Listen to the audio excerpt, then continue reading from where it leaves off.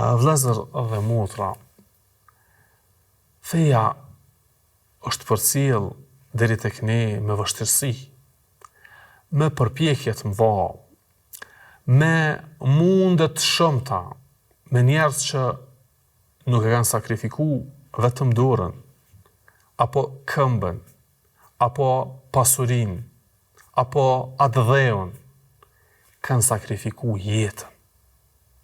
Kanë sakrifikuar jetën e tëne. Vetëm në betejën e Uhudit, 70 nga më të mirët e sahabëve kanë ra dëshmor, kanë shku si shahid tek Allahu Azza wa Jall. E pastaj në beteja tjera, e pastaj në kohën e Khulafar Rashidinëve, pastaj në kohën, do të thotë, feja është pagu me çmime shumë të mëdha. Është shumë e shtrejtë. Për këtë edhe paguhet me më të shtrejtën.